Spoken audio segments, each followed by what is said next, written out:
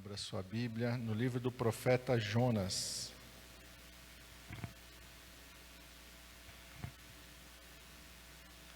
Capítulo 1.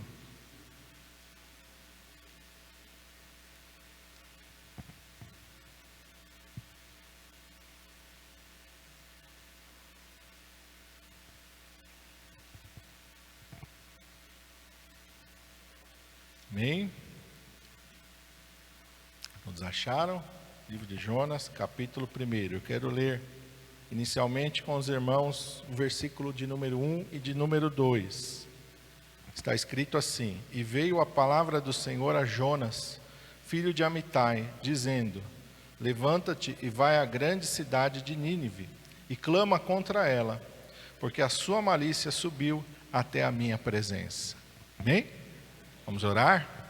Senhor Jesus, nós te louvamos e te agradecemos, ó Pai, por este momento tão maravilhoso de louvor, de adoração, de oração e de palavra, Senhor. Meu Deus, estamos diante da Tua palavra e pedimos que o Teu Espírito Santo fale conosco, Senhor, tudo aquilo que nós precisamos ouvir. Senhor, Tu conheces a cada vida, a cada coração. O Senhor conhece as nossas necessidades, ó Pai. Vem de encontro às nossas necessidades com a Tua palavra. O Senhor declarou: nem só de pão viverá o homem, mas de toda a palavra que procede da boca de Deus. E esta palavra, Senhor, nós temos aqui, Senhor, é a Tua palavra. E aquilo mais que o Senhor quiser falar, fala conosco através do Teu Espírito Santo. Senhor, usa a minha vida, eu te peço, Senhor, que não seja a minha palavra, que não seja o meu falar humano, mas que seja o Teu Espírito Santo usando a minha vida e falando através de mim neste momento, eu te peço. Em nome de Jesus. Amém. Glória a Deus. Podem se assentar. Em nome de Jesus. O Senhor colocou aqui algumas lições para nós aprendermos na vida de Jonas. Jonas é um profeta de Israel e foi comissionado e enviado por Deus para ir até Nínive, que é a capital do Império Assírio, o império inimigo de Israel. E Deus manda Jonas ir até lá com uma palavra de repreensão, uma palavra de exortação. E o que o Senhor colocou no meu coração, enquanto Ele estava ali, me levou a este livro, foi para não fugirmos do nosso chamado. Não fuja do teu chamado. Todos nós temos um chamado. Todos nós fomos chamados por Deus. No momento em que nós ouvimos a pregação do Evangelho, no momento em que nós aceitamos ao Senhor Jesus Cristo, nós demos ouvido a um chamado de Deus. Deus nos chamou a cada um de nós. E o que o Senhor vai mostrar para nós aqui, através da vida de Jonas, é que nós não devemos fugir do chamado de Deus. Porque Deus não muda o chamado. Deus não anula o chamado. Amém? E o primeiro texto aqui que o Senhor me levou é justamente para o versículo 1 e 2 aqui, que nós acabamos de ler, mas também lá no capítulo 3, versículos 1 e 2, olha o que está escrito lá: Jonas vai passar por um processo, vão acontecer várias coisas na vida de Jonas, mas quando Deus fala novamente, diretamente com Jonas, lá no capítulo 3, olha o que o Senhor vai dizer para Jonas.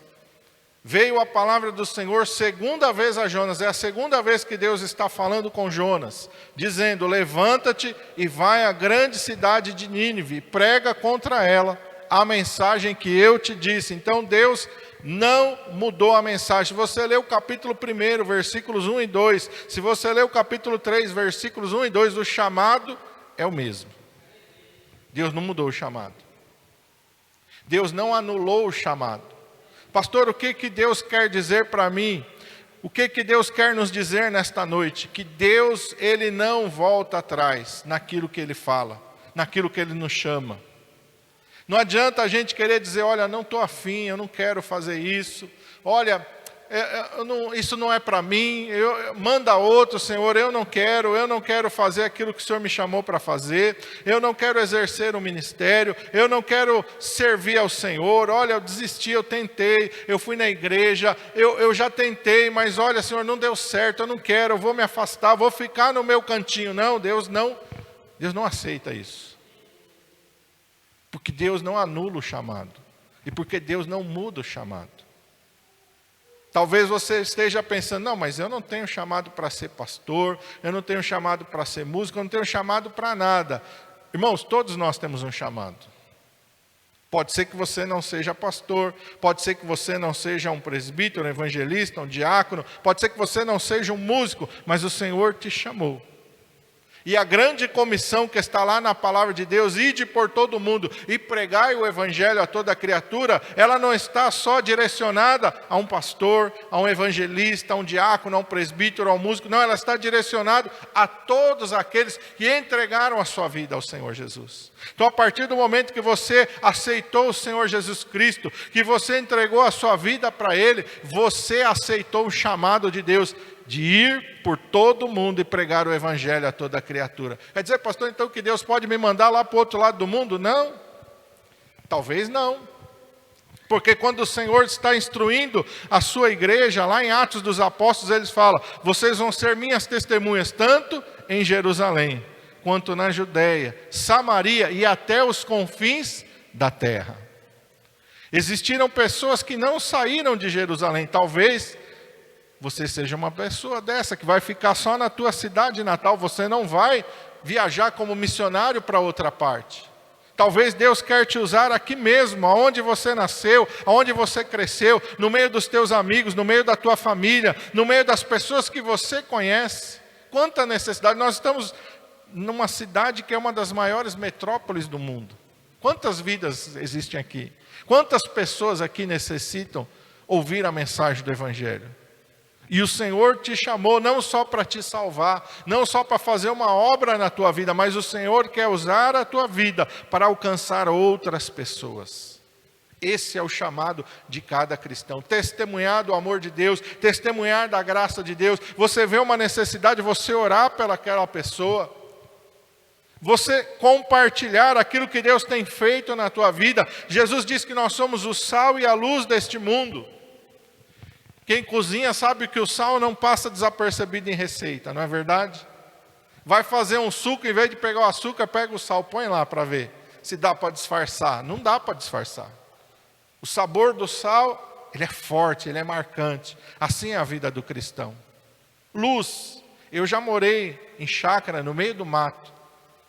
Se você está numa noite escura, meu irmão, qualquer luz de um fósforo faz a diferença. A luz de uma vela faz a diferença. Só quem esteve no meio do mato, numa noite bem escura, sabe qual a importância. Acabou a energia, uma vela ali vai fazer toda a diferença para você. O Senhor nos chamou para sermos sal e luz no meio da nossa geração. E nós não podemos fugir desse chamado, porque Deus não vai anular o chamado e Deus não vai mudar o chamado. A segunda coisa, que quando nós rejeitamos o chamado de Deus, nós vamos enfrentar o castigo de Deus.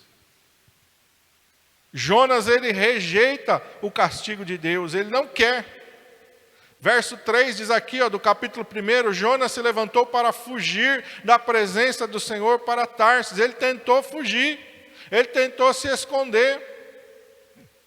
Ele não queria, falou, não, Senhor, Nínive, os inimigos de Israel, eu vou lá levar uma mensagem de esperança para eles, eu vou repreender, pode ser que eles se convertam, pode ser que eles aceitem o Senhor, e aí eles vão ser abençoados através da minha vida. Não, Senhor, eles são inimigos.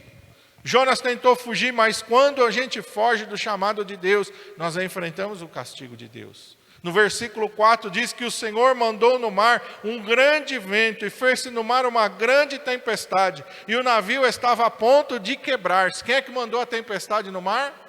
Deus. E por que Deus mandou a tempestade no mar? Porque tinha alguém querendo fugir do chamado. Porque tinha alguém querendo dizer, olha, não, Senhor, manda outro, eu não. Nínive é para cá, eu vou para cá.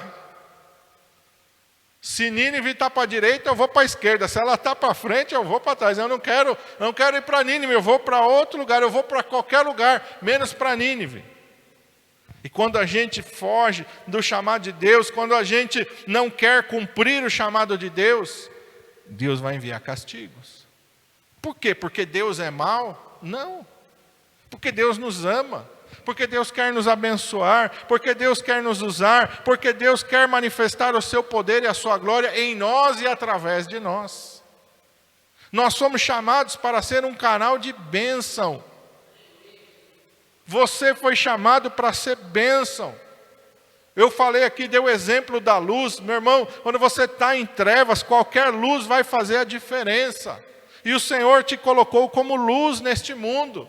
O Senhor te colocou como sal. Pensa, aquela pessoa que muitas vezes, se você já foi visitar alguém que está no hospital, qual é a reclamação da comida do hospital? Não tem sal, não tem tempero, não é? Você já foi visitar alguém que está internado? Está comendo a comida do hospital? Ele não fala isso para você? Essa comida aqui não tem tempero, não tem sal nenhum, né, irmã Cida? Essa comida aqui, misericórdia. O sal, ele vem para dar sabor. Muitas pessoas estão perdidas.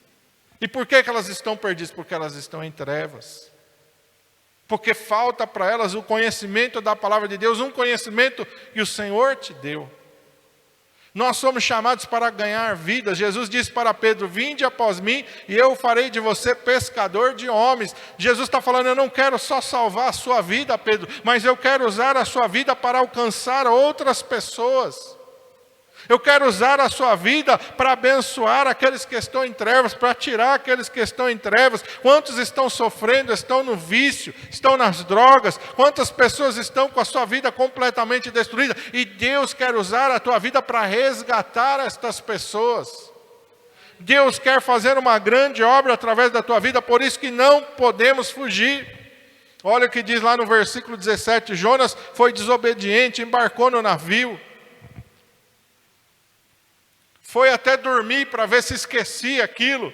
Mas no versículo 6, lá o capitão do navio desceu até o porão, encontrou ele dormindo, chacoalhou ele, falou: acorda, vivente, o que está fazendo aí dormindo? O barco está afundando, nós vamos morrer, você está aí dormindo. Não adianta você querer dizer: não, senhor, eu não quero. Eu vou me esconder, eu vou dormir, eu vou fugir. Não adianta. O Senhor vai mandar alguém lá atrás de você, amém? No verso 17, lá os marinheiros depois conversaram com Jonas, ficaram sabendo da história de Jonas, perguntaram para Jonas: e agora, Jonas, o que nós vamos fazer? O próprio Jonas falou: me joga no mar que a tempestade vai acalmar, o problema sou eu. O problema não é o barco, o problema não são vocês, o problema aqui sou eu. Me joga no mar que Deus vai cessar a tempestade e vocês vão salvar a tua vida. Eles jogaram Jonas no mar. Verso 17, preparou, pois, o Senhor um grande peixe para que engolisse a Jonas. E esteve Jonas 3 dias e 3 noites nas entranhas do peixe. Quem é que mandou a tempestade? Deus. Quem é que preparou o peixe para engolir Jonas? Deus. Tudo isso Deus está corrigindo a Jonas. Deus está castigando a Jonas, para que Jonas possa compreender. E não adianta ele tentar fugir, não adianta ele tentar se esconder. Deus não vai anular o chamado. Deus não vai mudar o chamado. O que Deus quer dizer para mim e para você? Não existe um chamado para a gente nunca pregar. Não existe um chamado para a gente nunca evangelizar. Não existe um chamado em que a gente nunca vai orar por ninguém. Esse chamado não existe. Olha, Deus me salvou para mim ficar quietinho no meu cantinho. Eu nunca vou evangelizar ninguém. Eu nunca vou orar por ninguém. Eu nunca vou me envolver com as coisas de Deus. Eu tenho o ministério do banco. Não existe o ministério do banco. Ministério de ficar no banco e não fazer nada. Eu não quero me envolver com nada. Não existe esse ministério na igreja.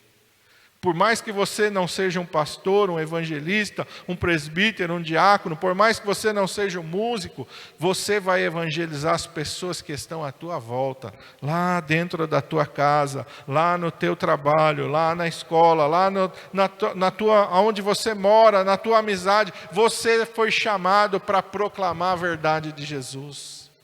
Não adianta a gente querer fugir, não adianta a gente querer esconder, porque olha, Jonas tentou se esconder e ele quase prejudicou todos que estavam naquele barco. Quantas pessoas iam sofrer por causa de Jonas? Se você se omitir, se você ficar calado, pessoas perto de você, pessoas próximas a você, podem perecer. porque você está tentando fugir, porque você está tentando se omitir, e não é isso que Deus quer. Deus não quer que ninguém pereça. Deus não quer que ninguém vá ao inferno. Deus não quer que ninguém esteja afundado nas drogas. Deus não quer que ninguém esteja afundado no alcoolismo. Deus não quer que ninguém esteja afundado na prostituição. Deus não quer ver as famílias se desfazendo, os lares se destruindo. E Deus quer usar a mim e a você como agente de cura, como agente de salvação, como agente de milagres neste mundo. Foi para isso que Ele nos chamou. Ele nos chamou para sermos agentes de milagres, para sermos aqueles que vão manifestar o poder e a glória de Deus nesta terra. Amém? Glória a Deus. A terceira lição que o Senhor mostrou na vida de Jonas, que Deus nos restaura a nossa vida para cumprirmos o chamado. Jonas agora está no ventre do peixe, no coração do oceano, no fundo do mar, nas entranhas da terra, como ele mesmo vai dizer no capítulo 2. Mas Jonas vai ter uma atitude que vai mudar a sua vida, que vai mudar a sua história. Até agora ele tentou fugir, até agora ele tentou se esconder, até agora ele tentou se omitir, dizer: Deus, não quero ter nada a ver com isso, Senhor. Não quero me envolver com essas coisas, não, Senhor. Isso não diz respeito a mim, Senhor. Escolhe outro, manda outro, eu não.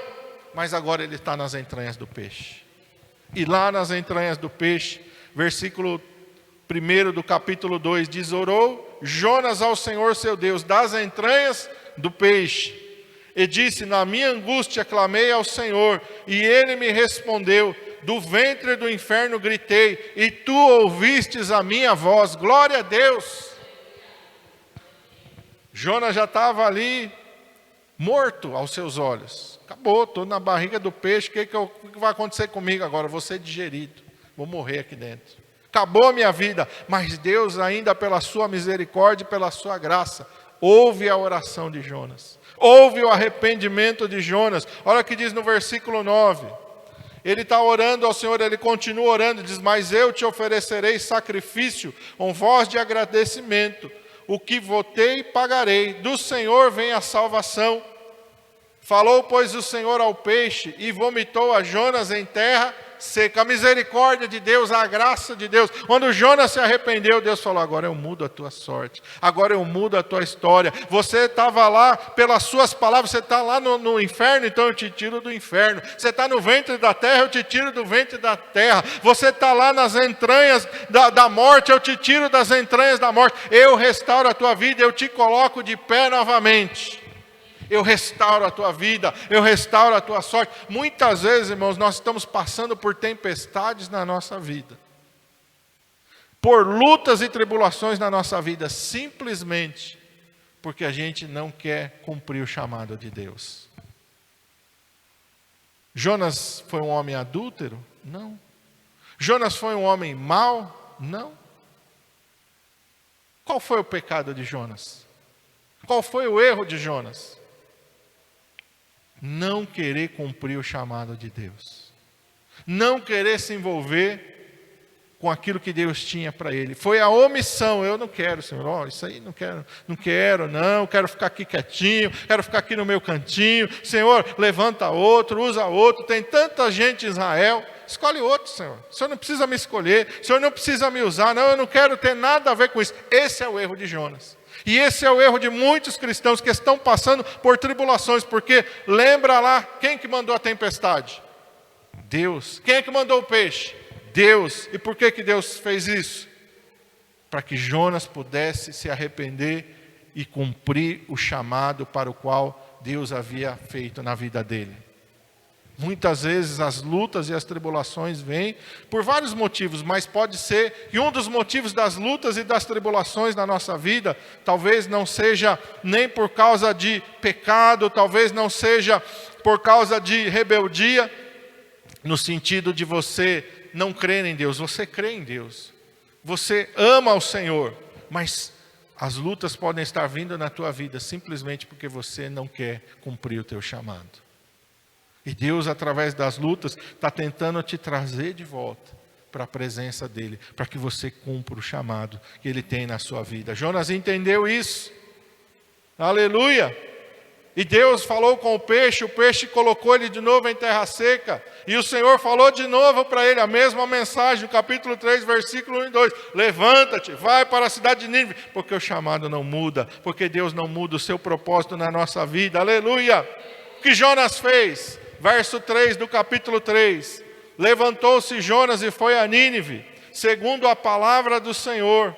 Ora, Nínive era uma grande cidade, de 3 dias de caminho. E começou Jonas a entrar pela cidade, caminho de um dia, e pregava dizendo: ainda 40 dias, e Nínive será destruída. E os homens de Nínive creram em Deus, proclamaram jejum e vestiram-se de saco, desde o maior até o menor. Olha o que diz lá no verso 10. E Deus viu as obras deles, como se converteram dos seus maus caminhos. Então Deus se arrependeu do mal que tinha anunciado que faria e não fez. Quantas vidas foram salvas pela obediência de Jonas? Deus vai falar aqui no finalzinho do capítulo 4, versículo 11. Mais de 120 mil homens, fora mulheres e crianças, foram salvos pela vida de Jonas. Fora aquela tripulação do navio que quase morreu por causa de Jonas. Quantas pessoas Deus pode te usar para salvar? Quantas pessoas que estão agora neste momento sofrendo, estão nesse momento agora caminhando para o inferno, estão agora nesse momento passando por tantas tribulações, tanta angústia, estão na garra do diabo. O diabo está destruindo a vida de tantas pessoas que podem mudar a sua vida se você obedecer o seu chamado. Se você disser para o Senhor: eis-me aqui, Senhor, pode me usar. Senhor, eu não sei falar. Senhor, eu muitas vezes, olha, eu conheço pouco da Tua palavra, eu não fiz teologia, eu não estudei, mas eu, Senhor, eis-me aqui, Senhor. Senhor, eu não sei orar direito, eu oro aqui, eu uso palavras não tão bonitas. Deus não está preocupado com palavras bonitas. Deus não está preocupado se você fez uma teologia ou não. Deus não está preocupado se você é eloquente ou não. Deus quer que você simplesmente deixe a Deus te usar. Que você diga: eis-me aqui, Senhor, pode me usar, Senhor. Olha, eu tenho esse jeito aqui de falar, mas, Senhor, eu vou falar, eu não vou me calar. Senhor, eu não sei orar direito, mas eu vou orar, Senhor, porque quem opera? Deus. Quem é que faz o milagre? É Deus. Pastor nenhum cura ninguém, pastor nenhum salva ninguém. É Deus é que faz a obra, Deus é que salva a pessoa, Deus é que muda a vida da pessoa, Deus é que cura, que liberta, que batiza com o Espírito Santo. Tudo isso é um trabalhar de Deus, mas Deus quer usar pessoas. Mas Deus usa a mim e a você. Aleluia! Quando Jesus veio aqui, aleluia, Ele foi escolhendo os seus discípulos. A palavra de Deus diz que Ele tinha 12 que eram mais próximos dEle, mas não eram só os 12, Ele tinha mais 70 também, porque em determinado momento Ele vai enviar os 12 para pregar, depois Ele vai enviar 70, e quando a palavra de Deus diz que Ele ressuscita, Ele aparece a mais de 500 irmãos. Tinham pessoas que criam no Senhor e estavam ali caminhando, aleluia. Deus usa pessoas. Deus quer usar a tua vida. Deus quer cumprir o propósito dele na tua vida. Jonas ali, ele vai mais por obediência, irmão. Jonas vai mais pela obediência. Jonas ainda não está amando os ninivitas, tanto que ele prega. Depois no capítulo 4 ele vai subir no monte e ele vai ficar esperando Deus destruir a cidade. Mas Deus não vai destruir a cidade. E por que Deus não vai destruir a cidade? Porque ele obedeceu. Ele não sentiu nada de diferente. Ele não entrou naquela cidade sentindo: hoje aqui Deus vai trazer um reboliço e todo mundo vai se salvar e todo mundo vai se arrepender. Não, irmão. Aos olhos de Jonas não aconteceu nada. Ele entrou, pregou, ele não viu ninguém chorar. Ele não viu ninguém se arrepender, ele não viu ninguém entrar em desespero, ele não viu nada. A atitude dele é: preguei. Não vi ninguém chorar, não vi ninguém se arrepender, não vi ninguém vir atrás de mim, pedir misericórdia, ore por mim, não viu nada disso. Qual a atitude dele? Subiu no monte e falou: agora Deus vai destruir a cidade.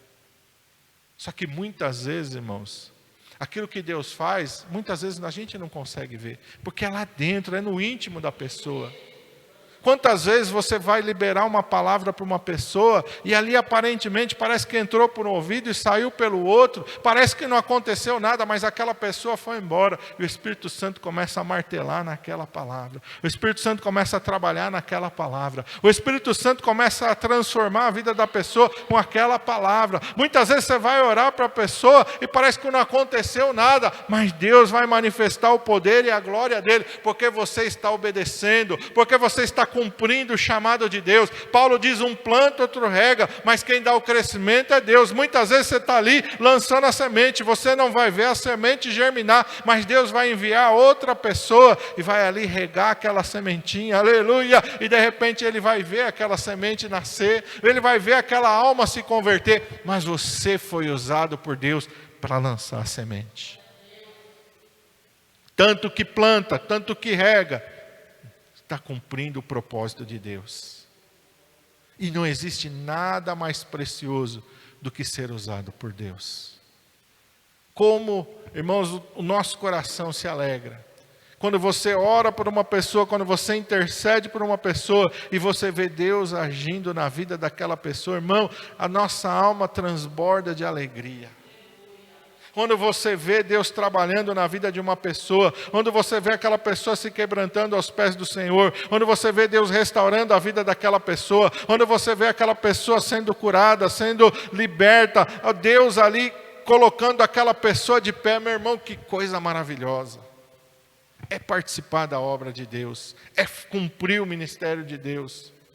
Paulo fala que aquele que deseja o ministério, excelente obra, deseja, é uma obra linda, é uma obra gloriosa. A palavra de Deus diz que aquele que vai andando e chorando, levando a preciosa semente, voltará com alegria, trazendo consigo o seu molho. Existem pessoas aqui que Deus te usou para você orar por ela. Existem pessoas que nessa terra aqui, Deus te usou para liberar uma palavra que talvez você nunca mais encontre ela aqui. Mas um dia, na eternidade, você vai encontrar essa pessoa. Pastor, o que o senhor quer dizer? Eu quero dizer que Deus faz esse tipo de coisa. Meu pai foi missionário em Santa Catarina na década de 60, 65, 66. Saiu de lá, ficou 3 anos e meio, voltou. Agora, irmãos, década de 60, agora, faz uns 3 anos. Um menino que ia lá, que ele falou, não lembro dele ter se convertido. Meu pai foi embora. A memória do meu pai, aquele menino não tinha se convertido, mas aquele menino se converteu. E aquele menino ganhou toda a família dele para o Senhor Jesus Cristo. Agora, depois de mais de 60 anos, pelo Facebook, pela tecnologia, ele achou meu pai.